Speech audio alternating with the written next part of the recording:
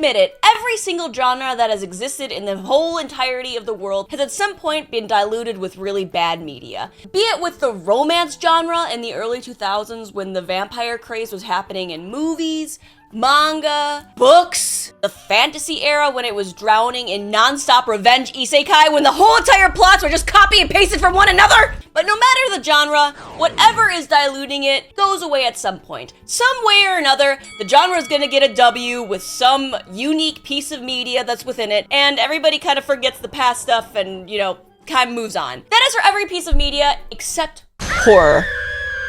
Horror rarely, if ever, gets a W. It is completely diluted with complete and utter shit. Almost all the time, if not all the time. Be it a piece of horror media being just cheesy, or horribly made, or written, or having really abysmal acting / drawings. And those are just some of the very common few that are in the horror genre. I could go on and on about the entirety of what is wrong with the horror community. But before we continue, I would like to give thanks to today's sponsor, Tokyo Treats. Tokyo Treat is a Japanese monthly snack subscription box that wants you to experience Japan from the comfort of your own home. Each box has up to 20 limited edition, seasonal, or exclusive snacks, including instant ramen and a drink.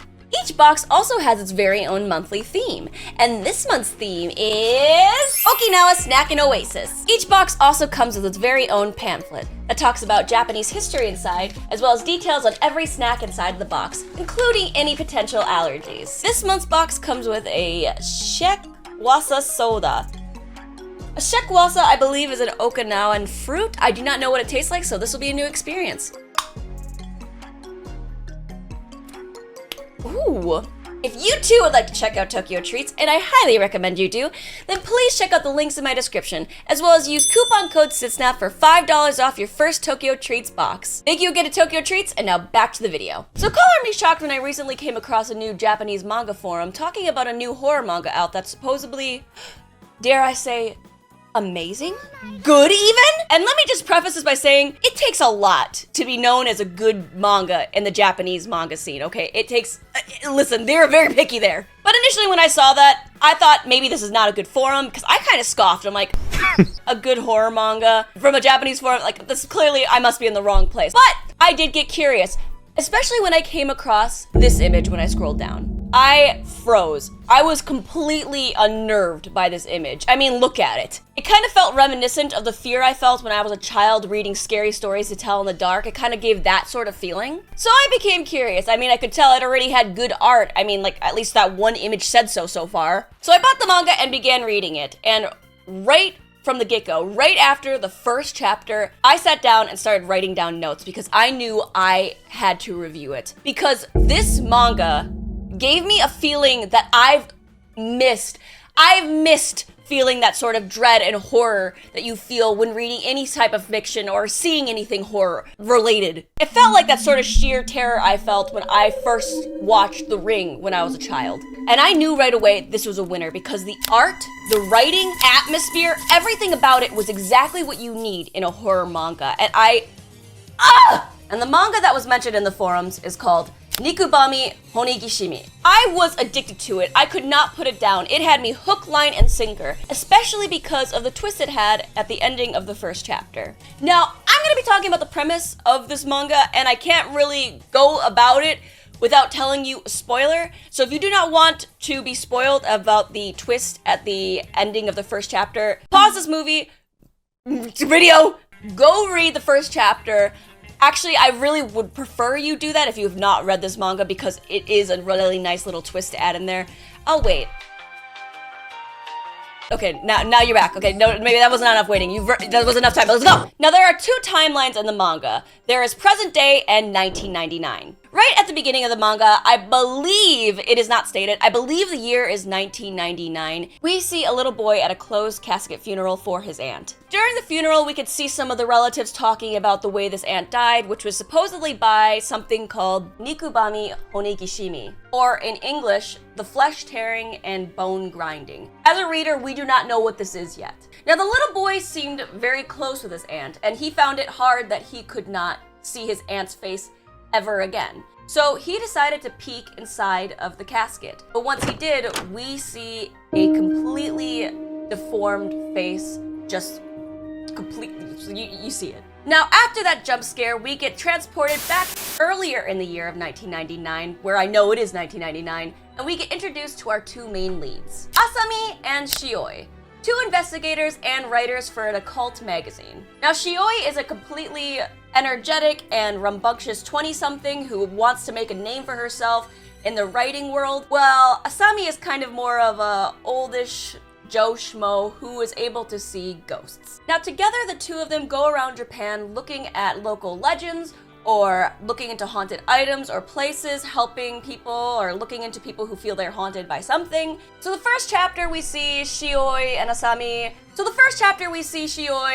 looking into a haunted mirror, seeing if it's anything worth writing about, and that was just one of the many stories throughout the manga. However, at the end of the first chapter, we see a familiar face. It's the boy from the funeral in the beginning, all grown up. We are transported to present day, and he is now talking to a much older looking Asami. We see the now grown boy asking Asami what horrible paranormal event led to his aunt dying so horrifically. Because in the beginning, at the funeral, the woman in the casket, the one with the deformed and mangled face, was the character Shioi. Asami then begins to recount all of the paranormal events him and Shioi have had, and which one may have led to her dying in such a way. So each chapter is a paranormal event that him and Shioi have done together. So each chapter is a new story that Asami and Shioi have investigated together, a new sort of legend or horror story. And each story, my god, has left me with this feeling of complete and utter dread. Initially because, well, of course, at this point, we all know that Shioi, the bright, energetic girl that we inevitably are going to feel close to, the girl that is always so excited for the future, who has big dreams, is going to die pretty horrifically. But then the dread slowly started coming from all the scary shit that they go through. Because each story, each event is creepy as hell. It does not hold back. Like, for one chapter, for example, we find out that Shioi's friend from university became a Buddhist nun and is living in a temple in the middle of the mountains. Her nun friend invites Shioi and Asami to come to the temple to investigate any potential paranormal activity, see if there's anything interesting to write about. So Asami and Shioi went to this temple in the middle of nowhere, in the middle of the mountains, to investigate, and right from the get-go, we see Shioi's friend, the nun Buddhist, as well as the head priest, acting quite oddly. Well, that's because, spoilers by the way, turns out Shioi's university friend was so incredibly scared of dying one day that she thought, let me go ahead and be a Buddhist nun for a god that is like an insect thing, and it will take my body as well as all of the other bodies of their believers, put us into like this womb-like, like just crush us all together in this womb-like ball, and use all of the believers' bodies in this ball, this womb ball, to hatch insects inside of their bodies for them to give life and have the insects feed on them from the inside in order to come out and thrive. So they're constantly creating new life, so they can't be all that dead, right? She lured the two of them to come to this temple because they needed more bodies, okay? Otherwise, the bugs they're drying up pretty quickly here. But luckily, Asami and Shioi escaped from this. Yeah, Shioi is pretty fucked up after that, seeing bugs coming out of your friend, who's your like childhood friend, just popping out of her eye sockets. But what added to that horror, what added to that undeniably unique story was the atmosphere. This manga is incredibly dark, of course. At no point is there some sort of light comedy or anything like that. It is just a constant, steady flow of knowing something isn't right here and you shouldn't be here.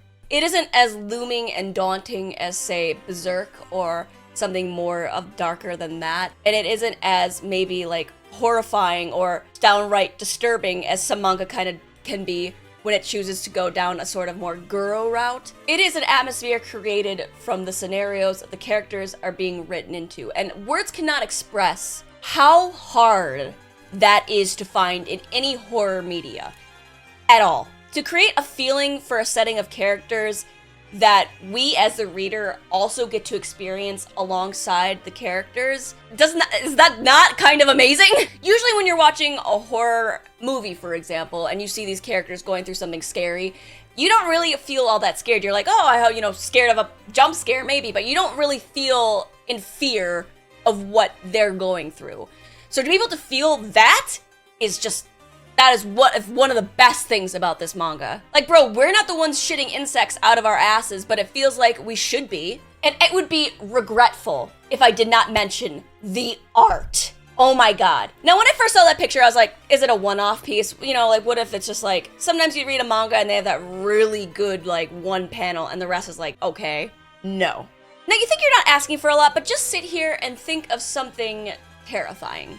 It's hard, right? Well, I guess you could think of that one chapter from Rental Girlfriend. His boner still leaves me with nightmares. But genuinely, picture an image that when you see it, when you think about it, it creates a heart-stomping, goosebump-inducing, fear-filling feeling. And yeah, you could picture something gross, you could picture somebody killing somebody, or you could picture whatever it is that scares you. Rental Girlfriend, leave me alone! But I'm talking about something that you just see and you feel, like an image, and you feel goosebumps from how horrifying it is. It's not only hard to come up with, but it's hard to create physically. But this manga, for me, created all those feelings several times. Bone-chilling illustrations that solidified the creepy atmosphere that you are stuck in. The ability to draw a picture of death so joyfully grotesque but hauntingly beautiful is incredibly rare in any form of fiction. So to experience this with the writing as well, excuse me, I'm allowed to exist while this manga exists and I can read it? But not gonna lie, for triphobia havers, look away! Look away! There's some of that. They go down that easy road a little bit sometimes. Not really though. But what I can appreciate is the art isn't like disgusting or depraved, like I was saying. It doesn't use like simple sort of like gore. It goes further than that. This is all just genuinely frightening to look at. Like when I see gore, I just feel a bit of like, and disgust, which is kind of sad to admit. But when I see like this, it invokes a feeling of terror. It doesn't use any mix of emotions in order to make you feel uncomfortable. It is just uncomfortable, and it is chef's kiss. Never craved to be uncomfortable as much as I do right now. Now, there's not much I could say about the two main characters right now because all we know at the moment is that, of course, Shioi dies a very horrific death, and some personality traits, like obviously Shioi is a very energetic kind of like go-getter, and Asami is an older man who just can see ghosts. There's not much to know just yet about their personal lives, but I'm sure with writing like this, we are going to get enough. Because I cannot put into words how much hope I have for this manga. Admittedly, I only know so much because it's only one volume right now, one very kind of long volume. It's about 200 pages. Well, again, it's only one volume, so there's only so much I know yet. So yes, that means my opinions could change in the future. I could be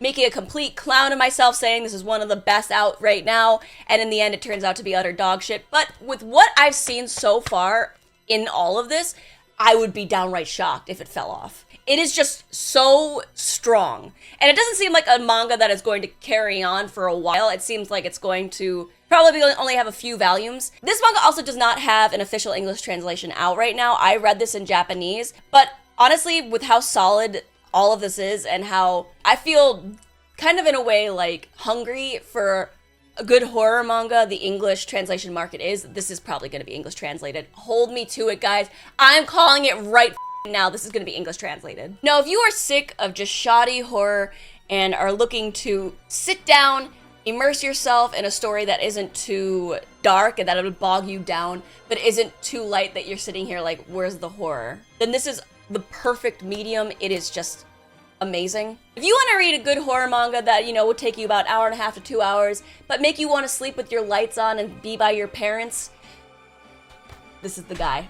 And if you do like horror but still don't end up reading this, then you don't know a good thing when you see it, bitch. Now, excuse me while I sit here in fear of being scared that I might have pissed off some sort of hair god and they're gonna stuff me full of hair and that's how I'm gonna die. I just don't want to be like this guy. Thank you guys for watching. Please remember to like, comment, and subscribe. Thank you to all of my patrons: Eric G, Lee Watts, Oyasumi-ing, Pain, RPG Hen, and Ulysses. Please check out all the links in my description and check out my sponsor. Thank you guys again, and I'll see you guys in the next one. Bye!